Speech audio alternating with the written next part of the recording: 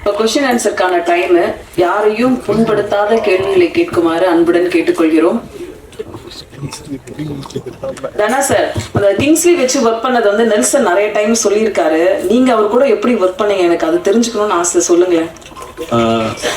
Sir கூட இதான் first படம் எனக்கு. ஸோ நான் தான் கொஞ்சம் நர்வஸாக இருந்தேன்.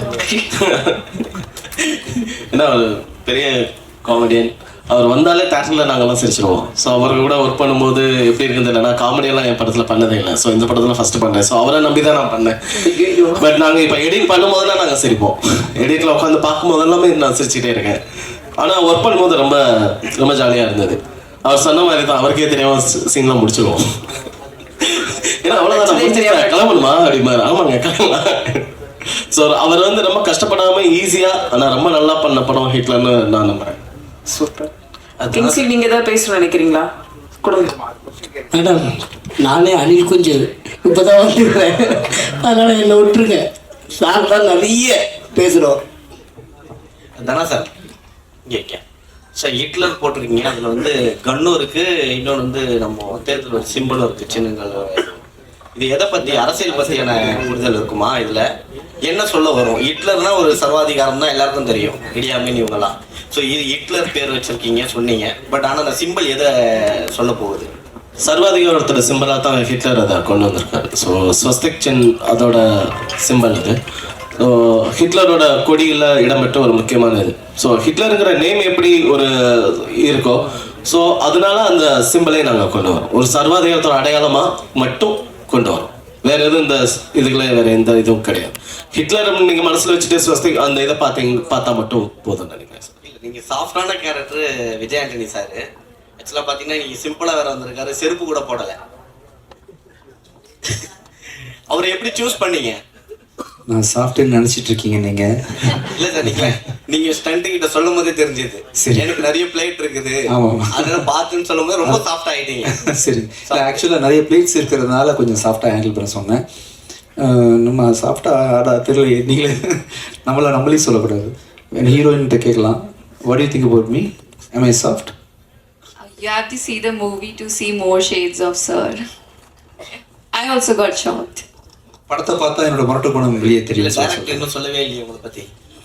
இல்லை, நான் விஜயானந்தி சாரை சூஸ் பண்ணல, விஜயானந்தி சார் தான் என்ன சூஸ் பண்ணாரு. ஒரு படம் பண்ணுவாங்கன்னு கூப்பிட்டாரு. கதை ஏதாவது இருக்குன்னு தான் சொல்லுங்க அப்படின்னாரு. நான் இந்த ஹிட்லரோட கதையை தான் நான் முதல்ல எழுதின கதை, நான் படமாக பண்ணணும்னு நினச்சது அது. ஆனால் அதை விட்டுட்டு அதுக்கப்புறம் நான் படைவீரன் பண்ணேன். ஸோ இந்த கதை சாருக்கு சரியாக இருக்குன்னு நான் நம்பினேன்.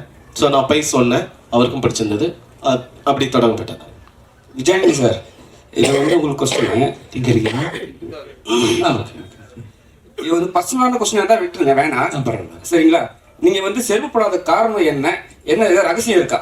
இல்லை, அப்படி ஒன்றும் இல்லை. திடீர்னு மனசுக்கு தோணுச்சு, இதையும் பெருசாக யோசிக்கிறது இல்லை.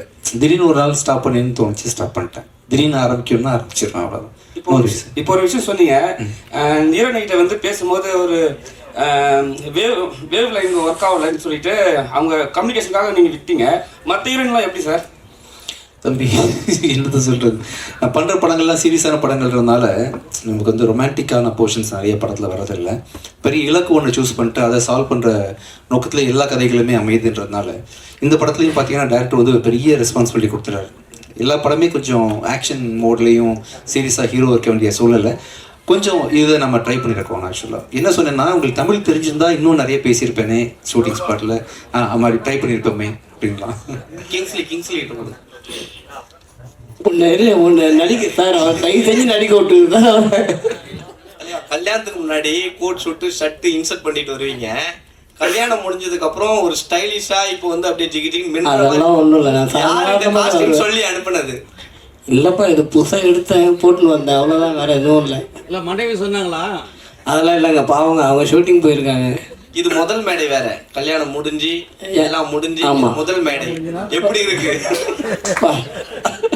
வீட்டில் இருந்தே யோசிச்சுட்டு வந்தியா? அதெல்லாம் இது முதல் மேடை தான். அது சூப்பராக இருக்கு. படத்துல எப்படி விஜய் ஆண்டனி சார் கூட நீங்க வந்தா சார் ஜாலியாக இருப்பார் எப்பவுமே. நீங்கள் நினைக்கிற மாதிரி கிடையாது. சார் எப்பவுமே ஏதாவது ஒரு கமெண்ட் பண்ணிட்டு ஜாலியாக இருப்பார். டெரர்லாம் கிடையாது, சாஃப்ட் தான்.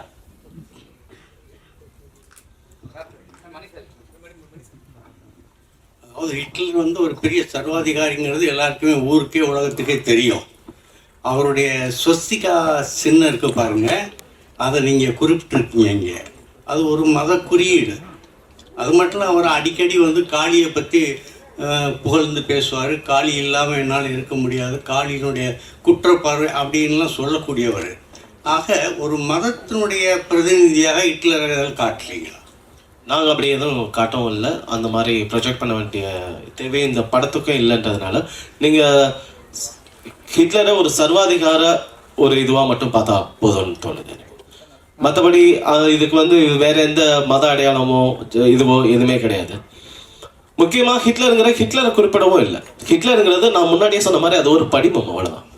இல்லை, அந்த படிமத்தை வந்து கதாநாயகனை வந்து உயர்த்தி காட்டுற ஒரு தமிழ் சினிமாவில் நீங்கள் இது ஹிட்லர் வந்து கதாநாயகன் சொல்லுதுன்னு நீங்கள் சொல்ல முடியாது. இல்லை, நான் வந்து இந்த படத்தினுடைய தலைப்பை வச்சு நான் சொல்கிறேன். படத்தோட தலைப்பு வில்லனுக்குண்டான தலைப்பாகவும் இருக்கலாம் இல்லையா? ஓ, அப்படின்னா கதையினுடைய நாயகன் எதிர்நாயகனா? கதையினோட நாயகனை மட்டுமே தலைப்பாக வைக்கணும்னு இல்லையே சார். டைரக்ட் சார், அதாவது ஆரம்பத்தில் ட்ரெய்லர் என்ன போட்டிங்கனாக்கா, நாம் என்ன ஆயுதம் எடுக்கிறோங்கிறத எதிரிகள் தீர்மானிக்கிறான்னு சொல்லி, அது மாவோவுடைய வாசகம். ஹிட்லரு மாவோ ரெண்டும் ஆப்போசிட்டாக இருக்கு. இல்லை, எனக்கு அதுதான் புரியல. நீங்கள் வந்து அதுல இருக்க கருத்தை எடுத்துக்கிறோம் தான் நான் நினைக்கிறேன்.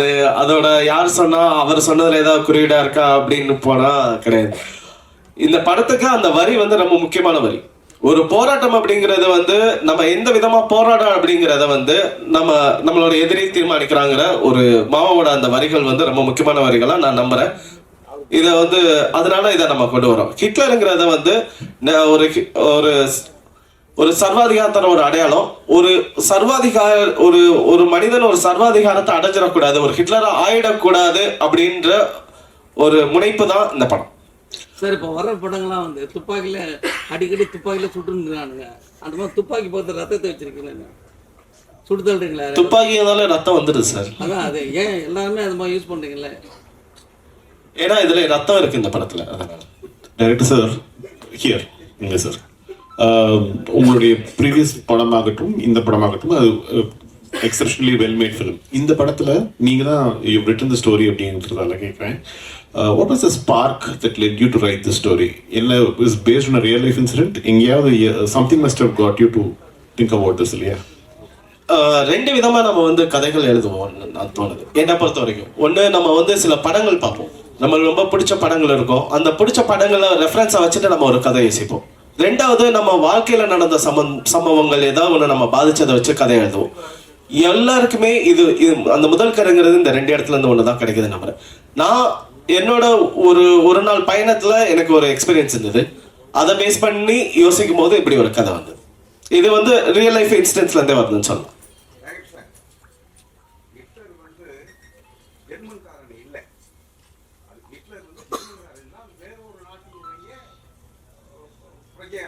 ஆஸ்திரியா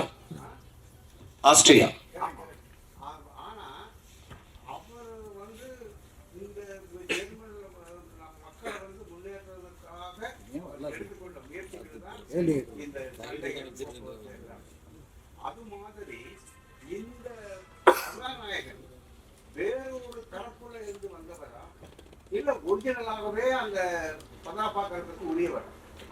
இந்த ஹிட்லருக்கும் கதாநாயகனுக்கும் சம்பந்தம் இல்லை சார். ஹிட்லருக்கும் வில்லனுக்கும் தான் சார் சம்பந்தம் இருக்கு.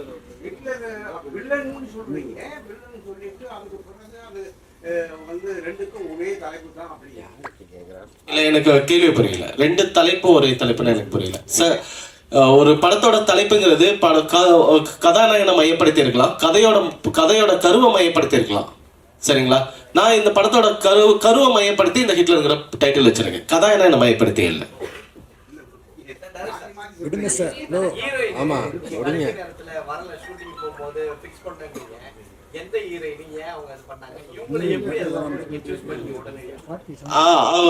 படத்துல நடிக்காதவங்களை பத்தி நம்ம பேசி அதை ஒரு இது பண்ண வேணாம். அவங்க உண்மையிலேயே இந்த படத்துல ரொம்ப இன்வால்மெண்டோட ஒரு ஹீரோயின் இதுதாங்க. பட் அவங்க பர்சனல் ரீசனால அவங்களால வர முடியல. அவங்க ஃபேமிலியில ஒருத்தருக்கு வந்து ரொம்ப சீரியஸா இருந்ததுனால அவங்க கூட வந்து பாத்துக்க வேண்டியதாயிருச்சு, அதனால அந்த போனாங்க. 2 நாள்ல எங்களுக்கு வந்து ஒரு ஹீரோயின் கண்டிப்பா வேணும். அதுவும் என்னோட கேரக்டர் ஏற்ற மாதிரி வேணும், விஜயானி சாருக்கு ஆப்டாவும் கரெக்டாகவும் இருக்கணும். ஸோ அதில் நிறைய 2 நாள் உட்காந்து கிட்டத்தட்ட 40 மணி நேரம் தலை பிச்சுட்டு யார் யார் இருக்காங்கன்னு பார்த்து அப்படி ஒரு இதில் ஒரு ஃபோட்டோஸ் பார்த்தோம். அந்த ஃபோட்டோஸ் பார்க்கும்போது எனக்கு அது வந்து மோஸ்ட்லி என்னோட கேரக்டர் ஆப்டாக இருக்க மாதிரி தெரிஞ்சது. அப்புறம் அவங்க என்ன படங்கள் பண்ணியிருக்காங்கன்னு பார்த்தோம். சீருன்னு ஒரு படம் மன்மதலியில் இருந்தாங்க. அவங்க ஒரு விதத்தில் ஒரு பூமிகாவோட ஒரு சாயல் இருந்தது. எனக்கு பூமிகா அவங்கள எனக்கு ரொம்ப பிடிக்கும். ரொம்ப நல்ல ஆக்ட்ரஸ் அவங்க. அவங்ககிட்ட ஒரு பாந்தம் இருக்கும்.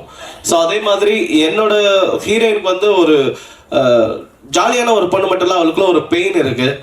அவளுக்கு ஒரு எக்ஸ்பெக்டேஷன் இருக்கு லைஃப்ல. ஒவ்வொரு தடவையும் தோத்து வந்து நிற்கிற ஒரு பொண்ணு அவ. ஸோ அந்த பெயினை தாங்குற ஒரு முகம் வேணும்னு தோணுச்சு. ஸோ அது ரியாசுமான் அவங்களுக்கு இருக்குன்னு நான் நம்பினேன். ஸோ அப்படி உள்ள வந்தாங்க.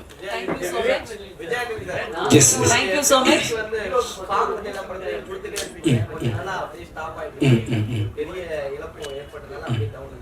இந்த படத்துல உங்களுடைய வாய்ஸ் வெளியில கேக்குமா? இனி வரும் படங்கள்ல உங்களுடைய இசை வெளிய வருமா?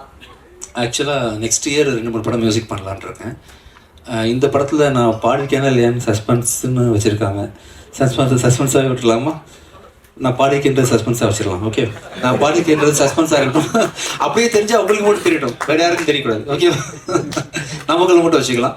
ஃபியூச்சரில் சொல்லிக்கலாம். இந்த ஒரு பாட்டு பாடியிருக்கேன். Thank you. ஹிட்லர் படத்தின் பத்திரிகையாளர் காட்சிக்கு வந்து சிறப்பு சேர்த்த அனைவருக்கும் எங்கள் அன்பும் நன்றி. இப்போது ஒரு குரூப் போட்டோ.